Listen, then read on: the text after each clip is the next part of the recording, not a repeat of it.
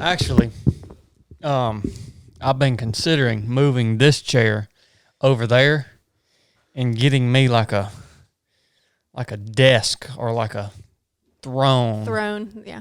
Right here. Oh, yeah? Yeah. So You need something that swivels. yeah, I really do. Yeah. Well, as much as you're in here, you need something like that. We also each need a camera trained on us.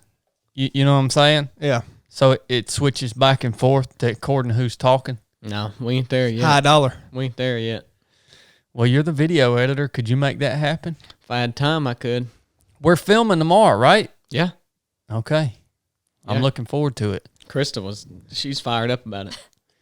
Yeah, it's hard to, whenever there's a camera around, it's hard to get her to get, for anybody else to get in front of the camera. Yeah, yeah. I mean, she canceled all plans tomorrow because of the filming. You're not even on, we don't have any videos with Krista on YouTube yet, do we? These. Oh, yeah. Well, these podcast ones. Everyone, welcome back to the 307 podcast. We appreciate you joining us. We had a great team PT this morning. Good workout, Krista. Krista pulled that one out of the hat. It was harder than I expected it to be, for sure. I think all that starting and stopping. So the workout this morning was a partner workout, team PT. We did, Blake and I were partners. Krista and Chili were partners on the track. We did 12 rounds. Each team did 12 rounds, and we started with 10 burpees. You'd run 100 meters, 10 air squats, run 100 meters, 10 push-ups, run 100 meters, 10 sit-ups, run 100 meters for 12 laps. And it was good stuff. Blake and I, how did we beat you guys so bad? What was going on back there? Me. Well, that's not true. I mean, what kind of question is that? I was just wondering. How did we beat you so bad? You moved quicker. I mean, what was slowing you guys down? We were focusing on our form. Oh. I will tell you, Krista don't cheat nothing. No. So if she does a rep, it's going to be a clean rep. That's for sure. Yeah, that was good stuff. And then the finisher at the end, the 800-meter race between Chili and I, dude, what the heck, man? Once again, I thought you were retired. I am retired. That was retired pace? Definitely. What do you call my pace? Have no business trying to race me. That's what I call that. I mean, you obliterated me on that. Yeah. All right, talk to me about strategy on an 800-meter race like that, because obviously you're faster than me. I think the listeners know that. In a short distance, you're faster than me, but what's the strategy? All distances. Do you blow? I mean, how are you? And no, they don't know that. They think you beat everybody at everything. Are you going really hard on the first lap? Or are you running the first lap conservative and then if you want to find the answers to these, you'll just have to be personally coached by Coach Chili. Well, they have an opportunity to be personally coached by Coach Chili coming up in June. I don't know if you guys know about this, but Chili and I are putting on a 2-day running camp in June. What are the dates for that, Chili? June 11th and 12th, Saturday and Sunday. June 11th and 12th on our favorite trails, and we'll get to spend 2 days together. We've got an awesome, actually Chili built out an awesome schedule, and I'm going to be there to help facilitate that training. But we've got a good mix of stuff, man. We've got hill repeats. We've got some longer trail runs. We've got some core stuff. We've got some mindset classes. There's a lot packed into that run camp, man. I think so too. Yeah, I think it's going to be an awesome weekend. Like I said, this was my dream a long time ago to put something on like this. That's, I mean, relaxed in a way. It's just basically a training weekend to get a lot out of, but not have to be super stressed the whole time. Worried about your performance or whatever, like you're just coming to train. It's not a race or anything. It's where you're got your nerves built up and everything. This should just be an enjoyable weekend to train and hopefully learn a lot and take a lot with you that you can work on when you're training by yourself after the camp or when you're training with a group of people. I think it'll help you know how to do that better because, a lot of people train alone and sometimes you get a lot more out of it. People do whenever they train with people. And I think that's another thing this weekend will do is help you do that better. I think it's also a great opportunity for people to just get some momentum going. Yeah. Right? Because it's early summer. There are a lot of bigger races coming up in the fall. And if you're leaning into your upcoming training block, use this run camp with us to get that momentum going and get you off on the right foot, man. I'm really looking forward to it. So where can the people sign up if they want to? NuffSaidRunning.com. NuffSaidRunning.com. Yep. And then how do they navigate to the run camp? It's a drop-down menu, right? Well, yeah, if you're on your laptop on desktop, you should see it. There'll be a home page which has got all the information on the running course, and then there's a tab at the top that has running course, run camp, all that stuff. So just navigate there. On mobile, I don't think it shows up, but there's 3 bars, just a menu, and you'll see it there, running camp. Sweet. I hope we see you guys at the run camp. Yeah, that's going to be a lot of fun. I'm super pumped about that. Unique opportunity. Last thing I want to talk about before we dig into this conversation is, as you see, I have my HOIST and my coffee here. If y'all didn't know, HOIST pairs really well with coffee. Have y'all tried that yet? It really does. If you take a sip of HOIST and a sip of coffee, and it actually keeps you, coffee dehydrates you. That's a myth. If you take a sip of HOIST and then take a sip of coffee, you're staying even. Neutral ground. In terms of your hydration. I'd rather just drink HOIST. Just skip the coffee. No, you don't drink coffee for some reason.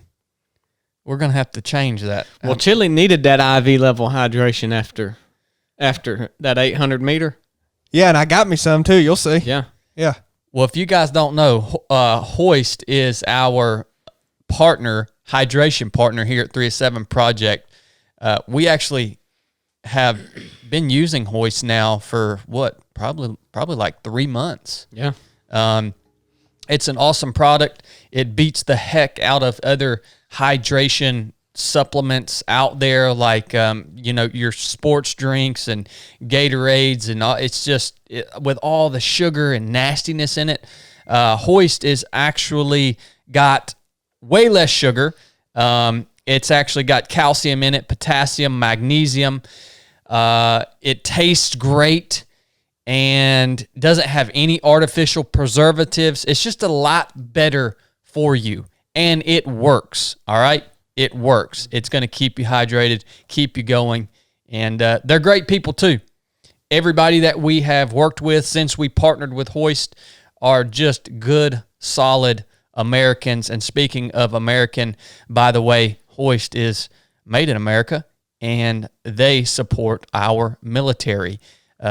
That's actually the first time I ever saw a HOIST product was probably in a NEX, which is the gas station on military bases.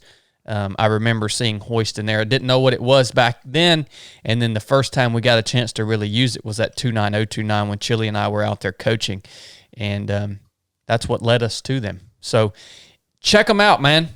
Go get you some HOIST. You can actually get a subscription on their website where they just send this stuff to your house once a month, and you're good to go. And I'll say, too, a lot of people drink it after they're done, which is great. I would do that. But it's also, I mean, it's ratioed out, the electrolytes, to be, it's a during workout drink. Like I would mix it in or put it in a bottle to drink while I'm doing a long run or something. I mean, it mix it with coffee. Yeah, no, it works really well. I mean, for performance, I think it's the best out there that I've tried. Check them out, drinkhoist.com. We will attach a pro code in the show notes of this episode to give you a discount if you decide to get you some HOIST. Support the companies that support this podcast. It helps us, and we vet the companies that we partner with to make sure they're good companies that we want to do business with.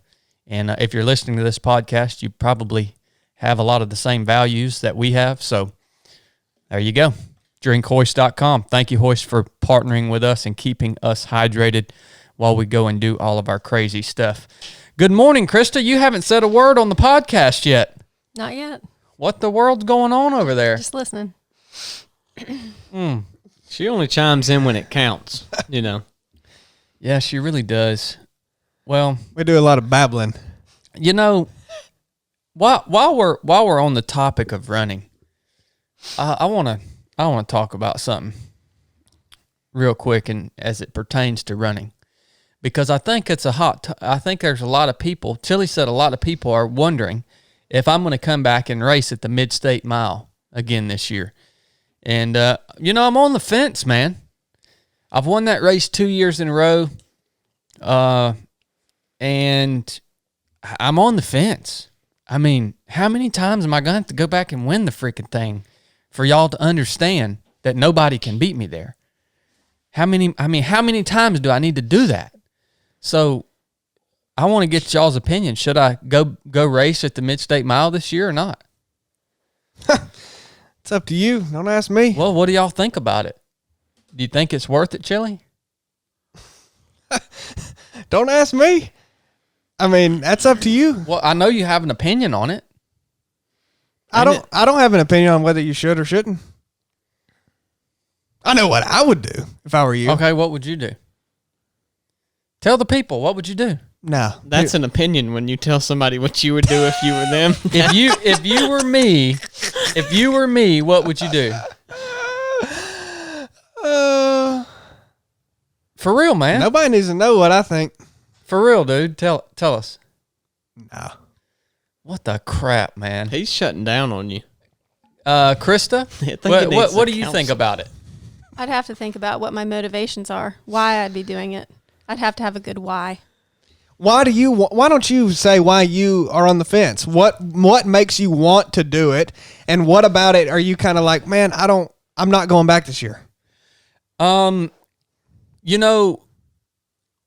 It's not, to me, last year, well, both years that I've went out and did that race, when the race ends, I haven't even been anywhere close to being done. Right.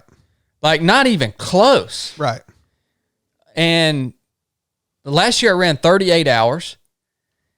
I don't think there's anybody that's showing up. I don't think that there's not enough evidence of anybody this year that's showing up that's going to exceed 38 hours. Right. So it's just not interesting to me. Well, I mean, yeah, you both times you didn't get to the end of where your limits were, which no one can dispute that because you won both times. That's the definition of not reaching your limit at a race like that. And so basically I think you view it as like, I don't want to go do that type of race again until I think there's a legitimate shot that I could reach that. So I get that. I mean, of course someone would be like, well, you never know, someone might push you farther than you think. But yeah, I mean, I totally get that. Yeah. So that's the main thing that's got me on the fence. Well, why do you want to do it? Why would I want to do it? Just because I know I would have fun. Yeah. I know I'd have fun. I mean, I always have fun doing it. So I know it would be a fun weekend. But I just wonder if it wouldn't be better for the race to have a year without me. And let's see where it goes while I'm not there. And if one of you guys want to show a good performance, then maybe I'll come back the next year. I mean, that's just where my mind's at, but I'm not dead set on that. I mean, another reason that I have thought about running is because I haven't been training for the MidState Mile at all. And it's a little enticing to think, can I go and beat everyone with no training? Yeah, it'd be like year one. Well, yeah, I didn't train year one either. I mean, you trained, but not specifically for Yeah, I it. had no clue I was going to run that race. But yeah, that kind of interested me. Like, all these people have been putting in all these freaking crazy miles and training weeks, and can I go beat them without any training? Yeah. Well, I think you're fitter than you were 2 years ago.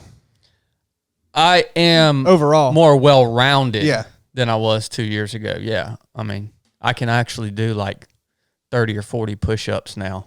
Well, you can still go up there. Just why don't you go find who you think would do the best and crew them and see how far you can push them. And if they can go that far, then next year you can compete against them. No. Bad idea, Blake.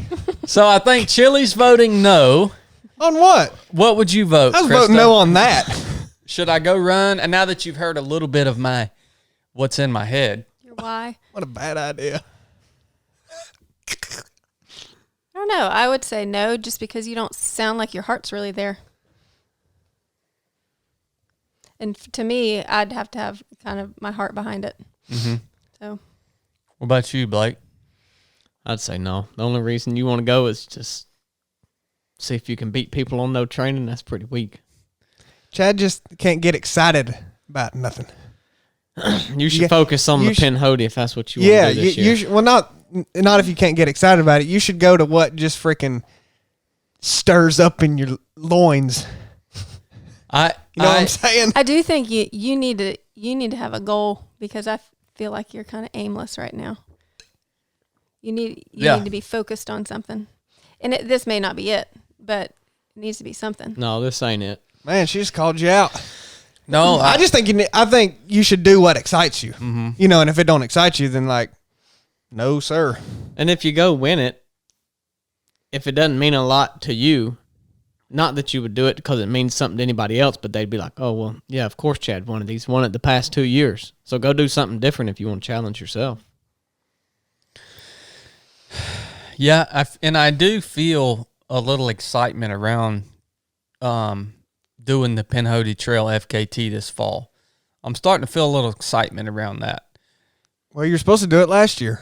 I know, man. That it's so.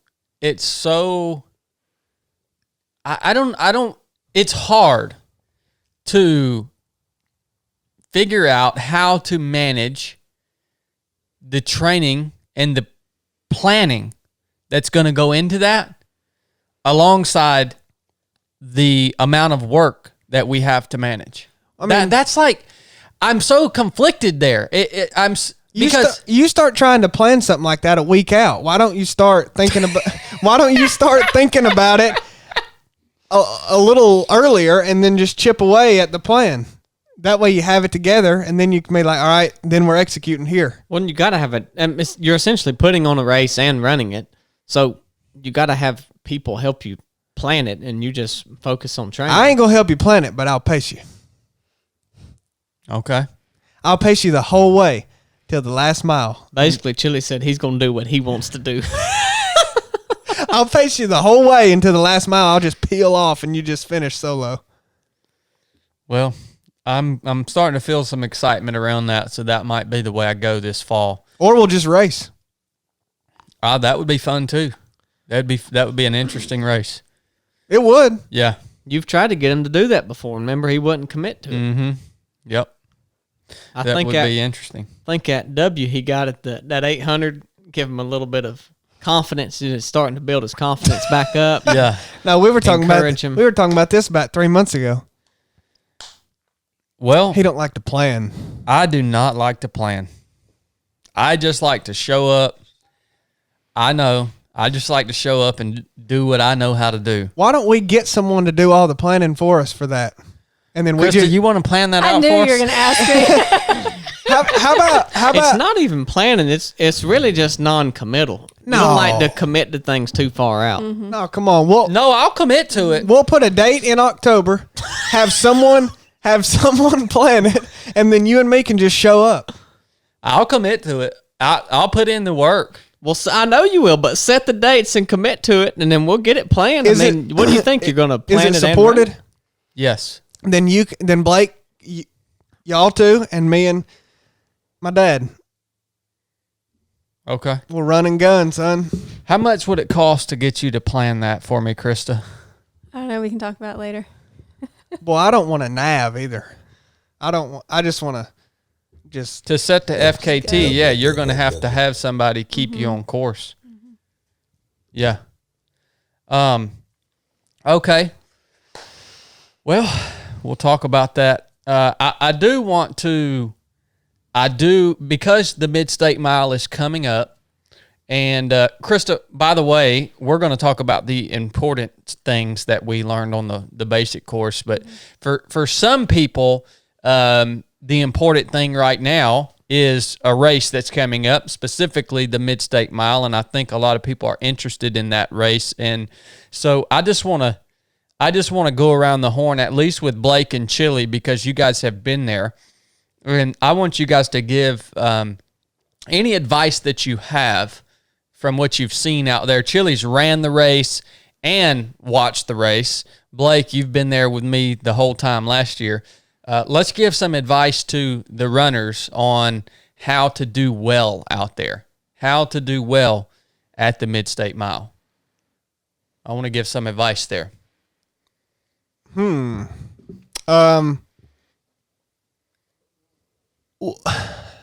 I guess do well. I mean, people have so many different goals, and some people go and they don't have any thought of winning, but I guess I will give two different pieces of advice. If you there's an inkling in your mind that, hey, I can win this, then don't screw around. Like, don't be cute and do a fast lap here and show off for people. If you're gonna try to do that at all, try to do it, and don't screw around. Like you're not putting on a show. You're not making friends. You're trying to win. So if you're gonna do that, run. I mean, it's up to you. What is your most efficient lap time? 17 to 19 minutes probably. There's really hardly any deviance out of that would work. So whatever that is for you, and be as consistent as you can. And well, I want to talk about that real quick before you move on to your next piece of advice.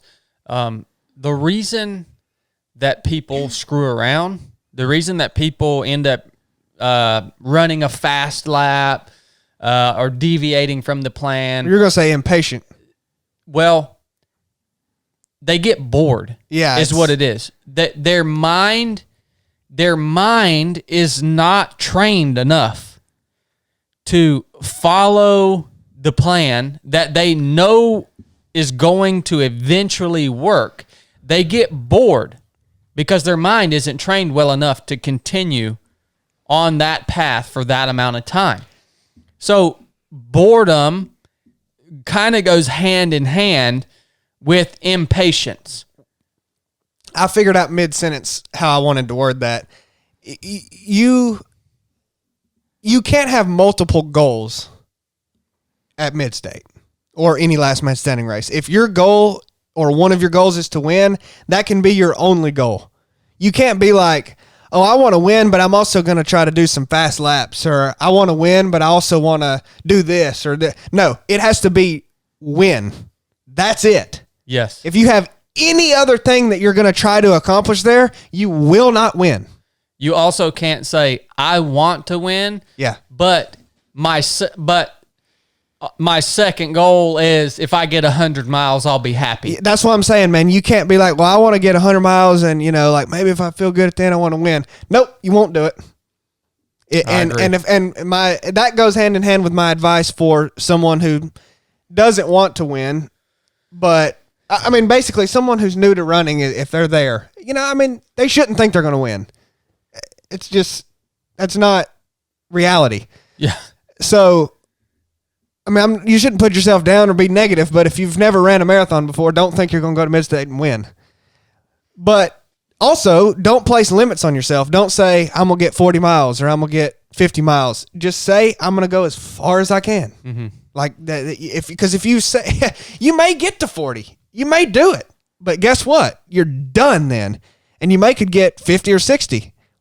Why wouldn't that be better? I mean, why not do that? You know, I mean, yeah, that mileage goal, that's a death sentence. Yeah. Well, because some people, they don't really care about this notion of going as far as you can. Well, sign up for a 50 miler then. Like, that ain't what a last man standing race is for. It's for you to go as far as you can go. How many runners actually go as far as they can? None that I've ever seen in my life at any last man standing, including you or the winners, because you didn't get pushed as far as you could have. Yeah. I mean, you went as far as, you pushed harder and went as far as you could within the bounds of the race, but they make you stop. So nobody has ever, that I've ever seen. You've never seen a runner go as No. far. So, and someone will be, I saw, Harvey Lewis and Courtney DeWalter go 280 miles.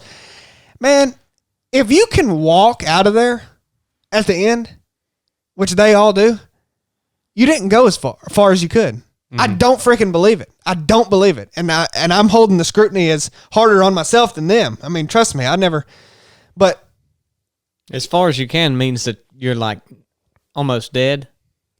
I mean, or crippled. I don't, it's kind of a question of, you can apply it to anything. If you run a mile on the track and people get done and they collapse and they go, man, I was as fast as I could have went. No, it ain't. Mm-hmm. I mean, no one ever reaches their potential. But I think it's important to acknowledge that you will always fail. You will never go as hard as you really could have. You'll never run as fast as you can, but to keep chasing it. There was a decathlete named Ashton Eaton. He had the world record in the decathlon, which is like, I mean, I consider that he was probably the best athlete in the world at the time. And he said, he retired young. He doesn't have the world record anymore, I don't think, but I remember he said something to the effect at the end of when he retired of like, they asked him, do you think you found your potential, your max? And he said, no, but basically I've done, I trained hard for 10 years. I did what I set out to do in the sport and I'm retired, but no, I didn't, I don't think I could ever fully max it all out. And I think that's right. I think that applies to everybody.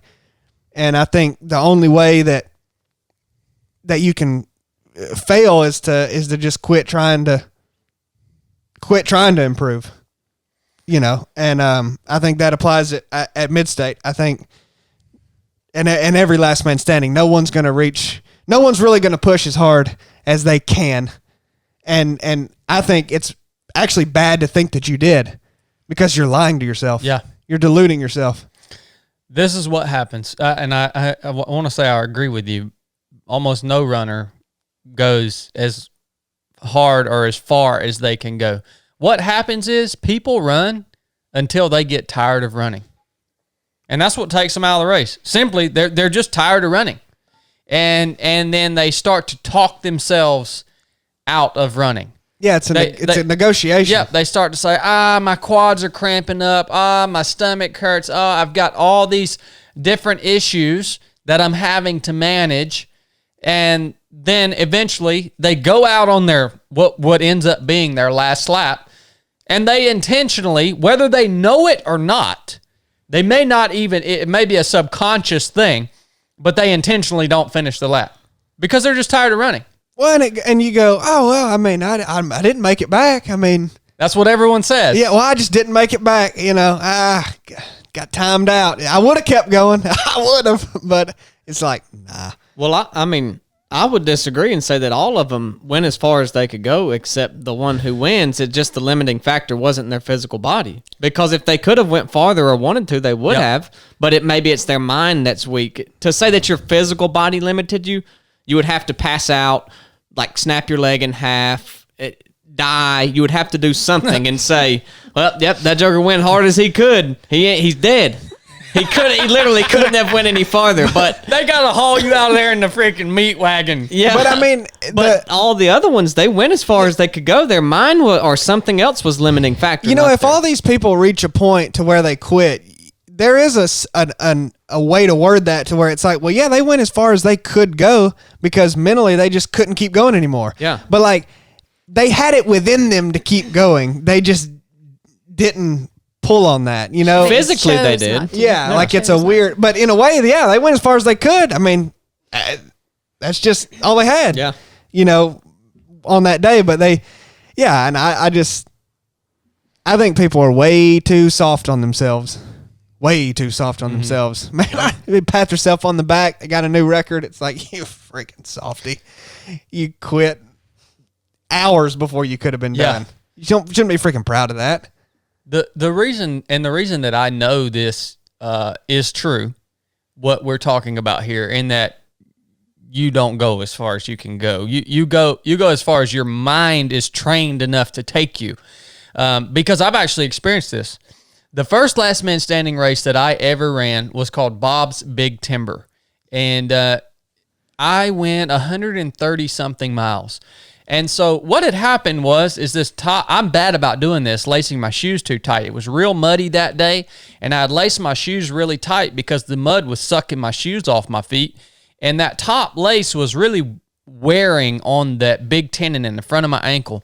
And when that thing started to get lit up and swollen and it just wasn't working right, I wasn't willing to keep going and like let that tendon become a debilitating long-term injury. Now, We also weren't willing to just stop and retie your shoe in the brake. well, it was too late. Oh, okay. It was too late I at got that you. point. But by the time I realized it, because I was kind of out of it, by the time I realized it, it was freaking Yeah. swollen up and nasty. And I went out on a loop.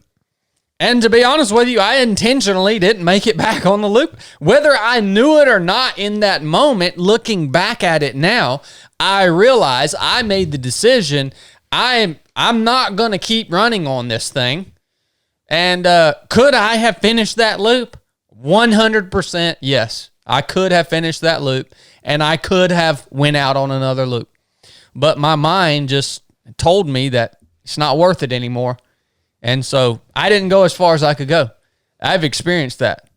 Oh, I mean, yeah, 100%. Like the first year at MidState, I didn't go far at all. Yeah, you had a similar experience, didn't you? Well, the first year at MidState, I did it because everything was canceling. Yeah. I mean, I had all these big races lined up that I wanted to do, and then I didn't want to do that.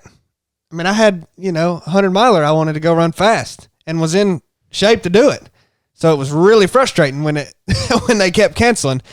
And then I'd find another one and it'd cancel, and find another one and it'd cancel. And then I was like, well, I'm going to go do that because it's, it's what's available. And then there was something 2 weeks after that was available as well. And I was like, that's what I really want to do. It was a fast 100. And I was like, But I wasn't sure if it hadn't canceled yet, but I wasn't sure if it was going to or not. So I was like, well, this is available, so I better just do what I can get in. So I did MidState because I was like, man, I've got to try it. It's the only thing that's happening. And then so I went, and all I could think about the whole time was the race in 2 weeks. Mm-hmm. And I was like, man, if I go so far here, I won't be able to do that one, and like, or give us, I'll be too tired for that one. So I was like, what do I do? So it was this constant pull. And that's why I gave that advice earlier to anybody who wants to win, is you have to be singular focused. Don't be thinking about some other race that you want to do, however far it is in the future. Think about the race you're in, because I just kept thinking about the other one. So why did you eventually bow out of the race that year, Chili? So talk me through what that last lap was like. Oh, I mean, you. I was thinking about the other race the whole time, but I screwed around the whole time, ran 10-minute laps, 7-minute lap, just did stupid stuff. the whole time because I was like halfway between wanting to win. Honestly, part of me, I will tell you too, I didn't think anyone could beat me no matter what I did. I will say that. I also thought I could run 8-minute laps the whole time and no one could beat me still. I thought I was that far ahead of you and Greg and everybody. I mean, I really did. Yeah. You were tuned up. Yeah. And, you know, at about, I don't know, 60 miles or something, I mean, the pace catches up to you, you know, and you just start not functioning well and everything else. And then you start going, well, I don't want to go too far anyway because I've got this race in 2 weeks. And then, you know, then my legs they just aren't functioning as well. And then you end up not making it back by 6 seconds, which, what a freaking loser. I mean, come on, man. And then you talked yourself out of it. Well, I mean, and then, you know, and then you're sitting there after and you're like, that's such freaking bull crap. You know, I couldn't have got one more lap at least. I mean, and then the most beautiful part of this story, you know what it is? That race I was concerned about in 2 weeks later, it got canceled. Oh. How awesome is that? I mean, so like, don't, you know, what do they say? Those who chase 2 rabbits at once get none. That's exactly what I did. Exactly what I did. And that's another example of that too, was I signed up for a 24-hour race and I was trying to make the 24-hour national team, which the standard for that was 145 miles, which was well within my capabilities. I mean, I can't prove that because I didn't end up doing it, but it was on a flat course and I was like, man, I kind of would just like to use this for a fast 100. So I basically tried to get both. So I went out way too hard for a 24-hour race and then killed that, but then was still thinking I could do it and pulled back, which slowed down my 100. So then I got neither. I ended up not running very fast for 100 and then also not getting the standard on 24 because I ran like the first 50K in under 4 hours. And, you know, so I blew up for 24 hours.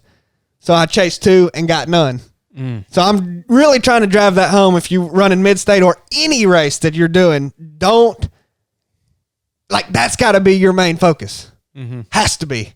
Or else you will not do well. And that doesn't mean you can't do a tune-up race every now and then. You know, like if you run a marathon, do a half marathon a few weeks out as a tune-up race, you know, when your main goal is the marathon, that's fine. But like whatever race you're doing, give your best on that and don't think about nothing else. That's how you get the most out of yourself. Good advice. That's good advice. Do you think you could go and do well at the Mid-State this year? Oh, yeah. Why don't you go win it? I ain't got nothing to prove. What advice would you give, Blake? Well, I've not ran it, so I can't give a whole lot of advice. But well, you can give a lot of advice on the crew side of the house. Yeah, I mean, going to help runners out. I would say that it's important to have your nutrition figured out because I see Crew and Chad the whole time that there's no room for error. So if he comes in and eats something that messes his stomach up, then like it's over at that point because it takes so long and the laps are so fast. Then there's no room for error. So I would think, you know, I would say you got to have that figured out coming into the race, and then have your system set out and figured out how it's going to work. Because truly, every second that you're in the corral there, it matters. And so having the cooler lid open, have everything set out, have your crew, you know, where they've got a plan together, and you're not fumbling around, and you don't have things organized in there. You don't know where this is at. Because, I mean, I think if you're running 38 hours times 5-second inefficiency at each stop, that adds up, and that's a lot of rest that the runner could have been getting, but they're not because you don't have all your mess figured out. So, I mean, those would be the things that stuck out to me, are the minor inefficiencies in your crew when you come into the corral, to have all of that squared away, because it'll compound if you're actually competitive and running it for a while, just like anything else. Well, for crews that are supporting runners in any race coming up this summer, fall, give them your practical order of events and how you ran it. Like practical, not, this is how you did it. Yeah, I would. We had 3 or 4 or 5 people there, so I would have somebody out there watching to tell me when they saw you coming in. And since it was really hot, we had the ice bucket with the towel in there, so I made sure that was in there. Once they saw you, I would pop the cooler lid and have the things that you wanted on the last lap sitting out on top, and you'd come in. If you didn't want that, I would have some other things there that I could get quickly. As soon as you sat down, we would put the towel on your head. You would eat what you wanted. I'd stick your hat in the ice in the cooler, and then you would eat. And I didn't worry about putting anything out or away until you were already down the road in case you wanted something else. So that was pretty much it. Knowing when you were coming in, having everything ready, knowing what you ate the last lap. If you didn't eat something for a couple laps, I'd stick it in the cooler and not even get it out, wasting time or space or making you think more, like having multiple options out there. I just tried to keep it as simple as possible. Basically, my thoughts were to have some liquid with nutrients in it, some solid foods, cool you down, and send you out. So heat management, liquids, and food, and just keep it simple. Don't have a whole bunch of mess out there, just whatever you ate the last lap. Mm-hmm. How did you take care of yourself as a crew member? As a crew chief? Yeah. The main thing was just sleep. I mean, food wasn't that much. I would snack. There was plenty of things there. When the night, I guess it was the first night, I would just set an alarm.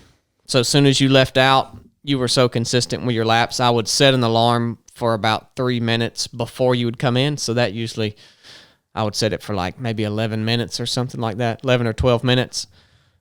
And so I could basically go to sleep instantly. I would just sit down in the chair, set the alarm, it would go off, and I would get up, kind of get my head about me, and then we would just repeat the process. So we had Jeff go get us some food and things like that. Through the day, it's not that hard. There's a bunch of people there, and there were still some people there at night, but I think it's important to have people more than just you. If you're going, especially that race to crew, that you need at least 2 other people there, like one person just helping do things, running to the store if you need to get something, but then also there just to carry on conversation and keep you up, because it gets pretty tiring being up for 40 hours and doing the same thing over and over. But once you get into your cycle, you just roll through the motions. So it might take a few laps to figure out what works for you, but you do that in the early times when the runner's not as tired, then you've got it nailed down. And so it just began, like, I felt like I was in the Twilight Zone or something for a while. And it was like, set my alarm, sleep, wake up, get the food out. Here he comes, towel, hat. He's out, food up, go to sleep. Just keep doing the same thing. Don't try anything new. If it's working, just keep using it and keep it simple. Mm-hmm. I like that. Well, my advice. Hold on. One more thing. When the race is over, it's not quite time to shut down if you're still taking care of other people. I went and shut down a little bit early. Yeah. Yeah, once I had accomplished it was time for you to take back over. This choker decided his job was done. And so he went and laid down in the back of the Suburban, and I set up with the film crew and gave like an hour-long interview. And I got done with that, and by that point I had turned off too. And I'm walking back to the Suburban to leave, and my mom's with me. And Mom says, "Oh, we're not going to get a hotel in town tonight. We're just going to drive all the way back home."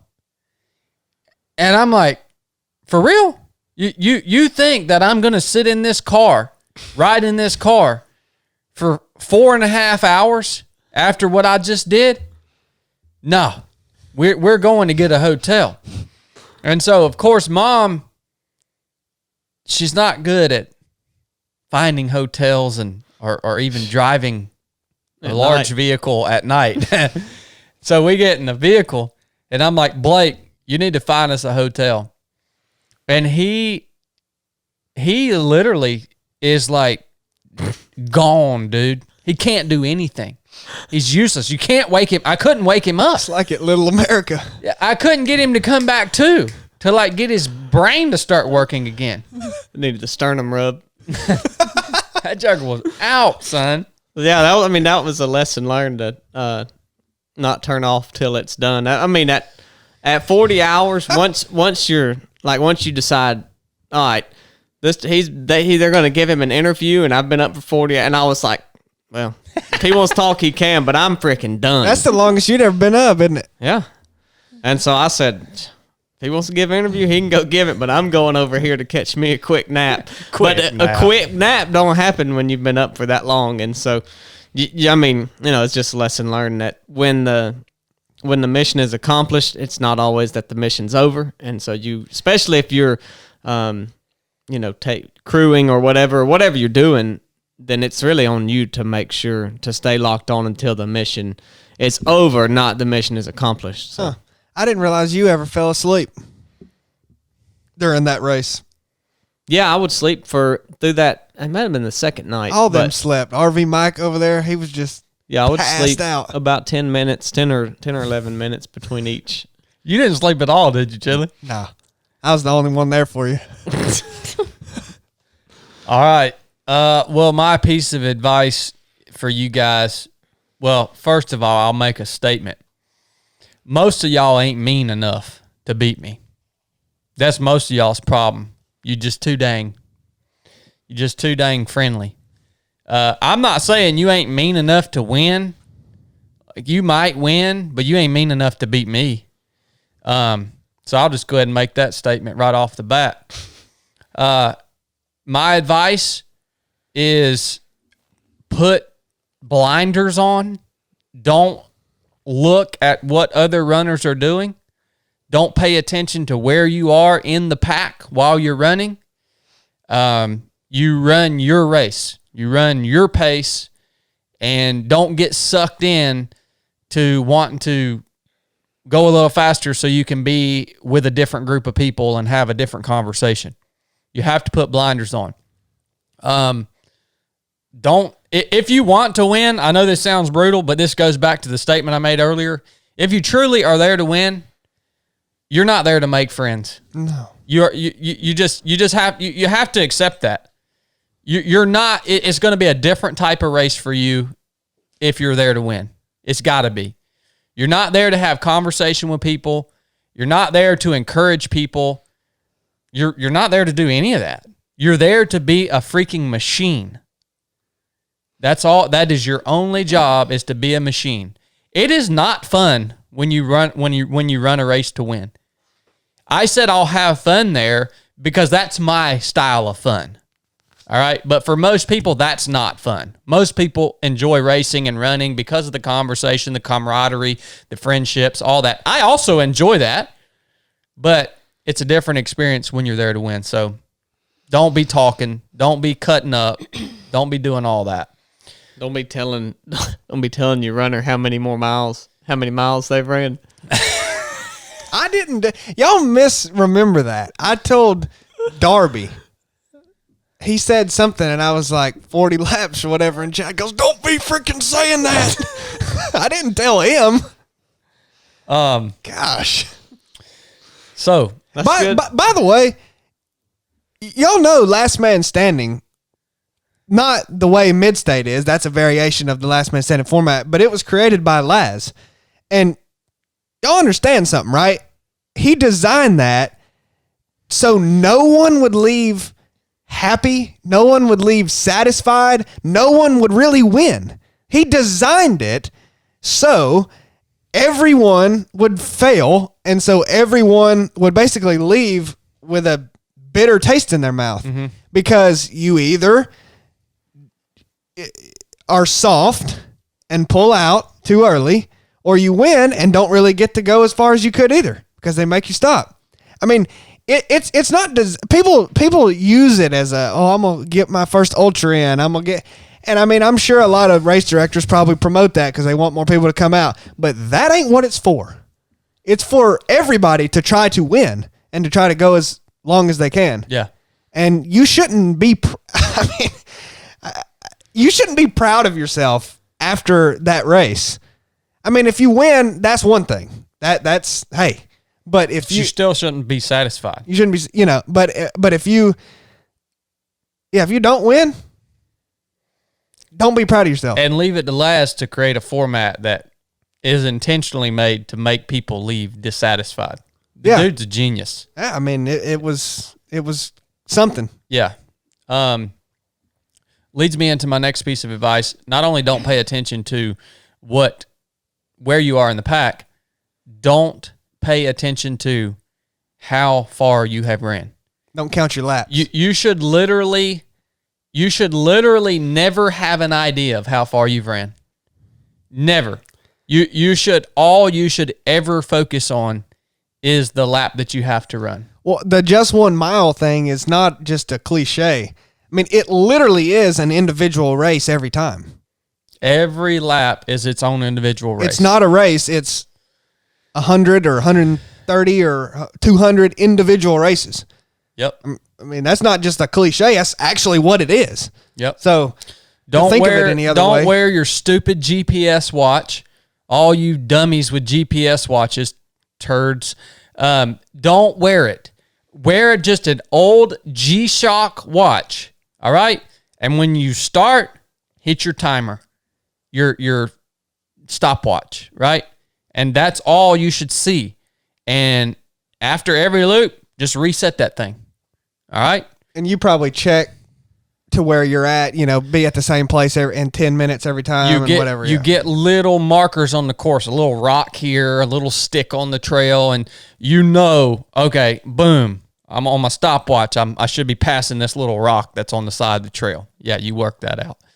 And then the foundation of it all is being patient enough, not getting bored, right? Being patient, staying present. People struggle so hard with this concept of staying present.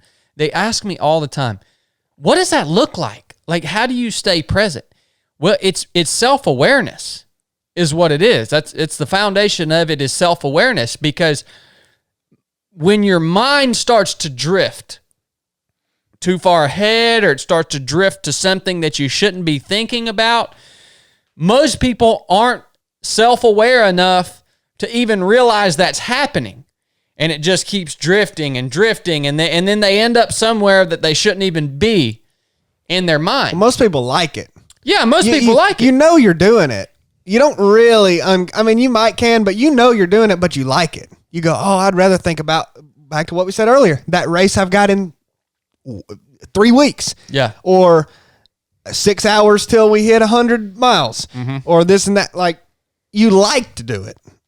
So it's something in the human nature that likes to do that. Staying present is not doing that. Yep. And if you have some kind of intrusive thought or whatever, like where it just comes into your head, think about something else. Think about the lap you're on. Yeah.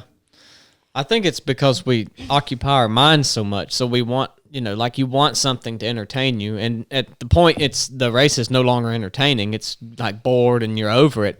Then you think, well, what would be entertaining for me to think about? And so you bring a new thought up, and then you get to thinking about that. And that's got to contribute to it. Well, I will say too, if you get real bored, you ain't cut out to win, because that shouldn't be boring.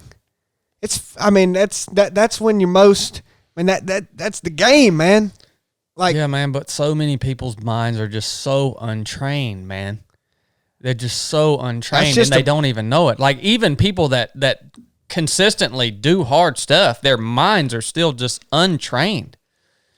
So what does it look like for me to be present? It looks like me being self-aware enough to, as soon as I identify that my mind is drifting to something other than what the task is that's right in front of me, I recognize it. So I have an awareness of it. I recognize it. And then I literally just say out loud to myself, Chad, stay present. Chad, stay present. I say that to myself out loud. And that's all it looks like. Why do y'all think this is so freaking confusing? It's as simple as that. That's how I stay present. I think an aspect to that too is breaking things down into small bits, which is something you talk about as well. And I know I did that this morning when we were working out, because I started with, okay, I know I have to do 12 laps basically. And so I didn't want to think about how many laps we had to go. I have 12 to go. So I broke it down into small pieces, like, I think you said you thought of it in thirds today. Yep.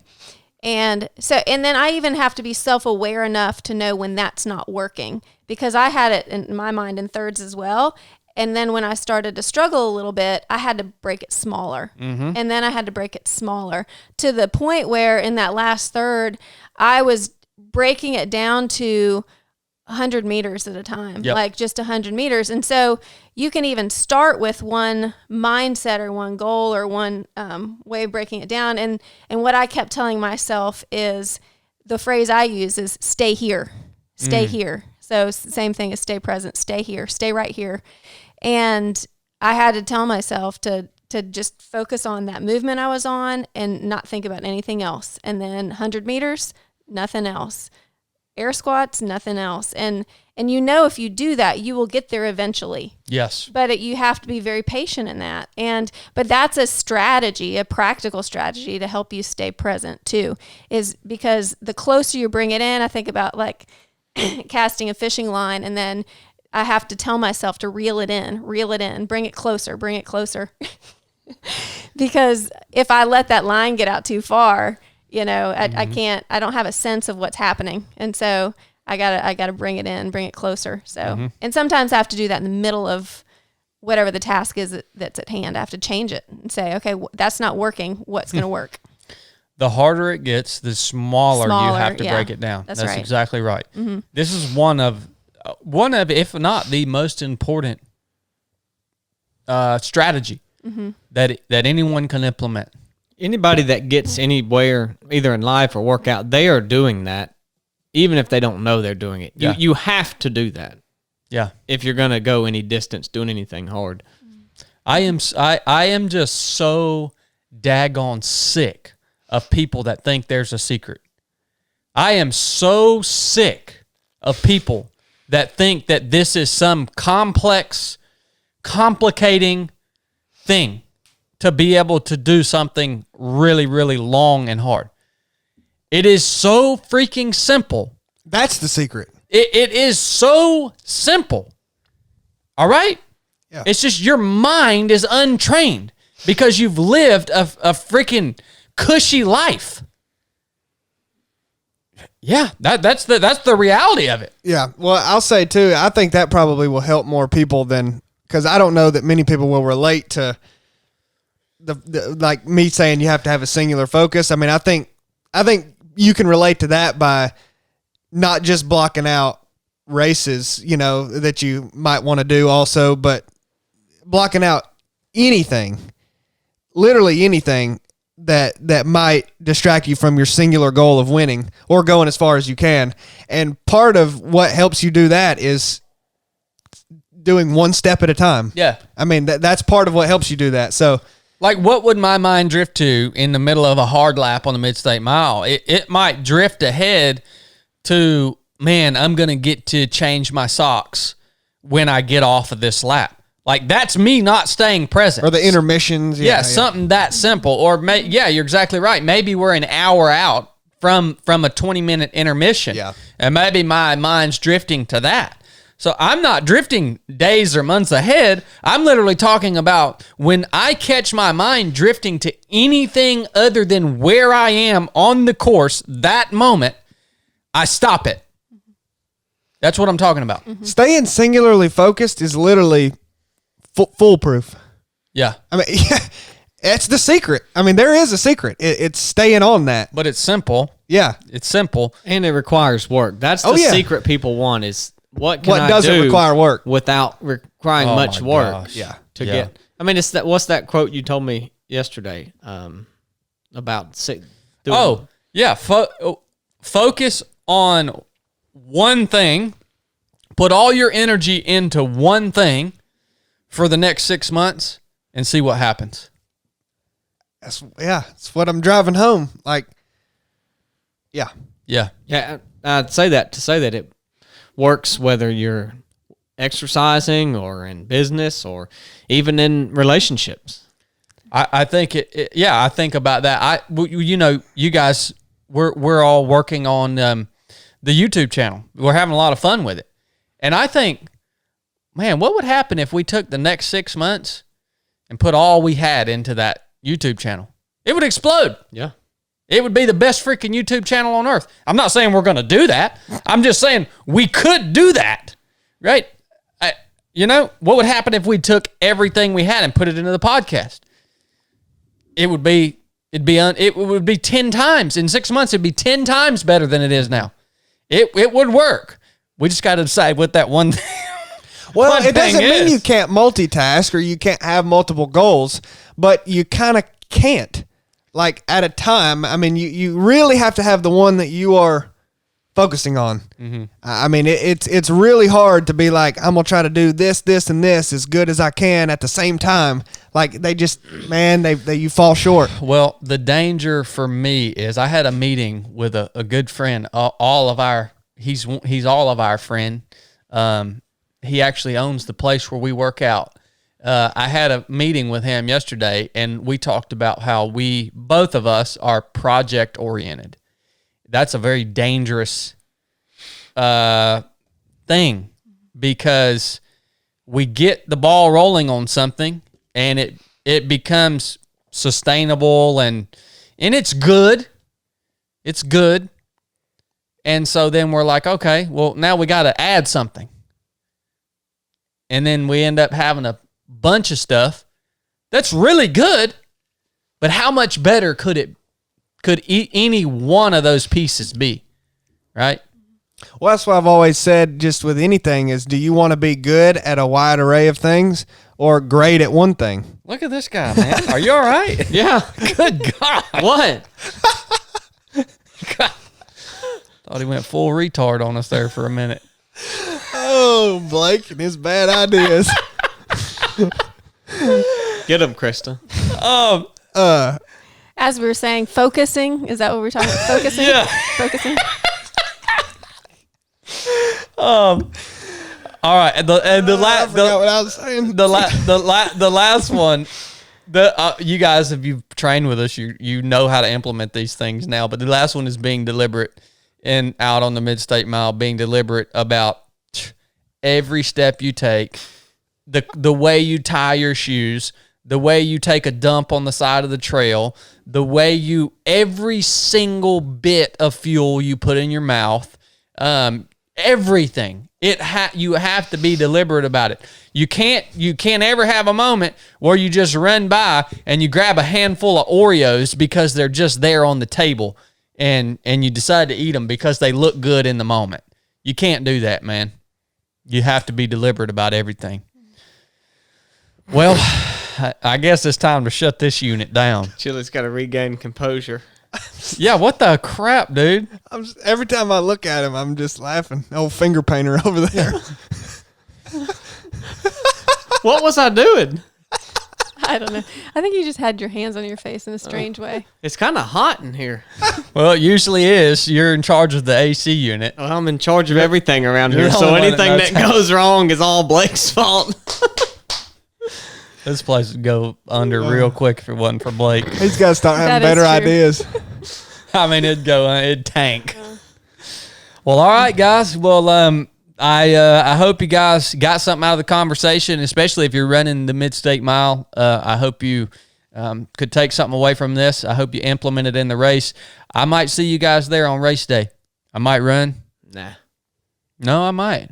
Nah. Still, there's still a part in me that I'm on the fence right now. So I might see y'all there.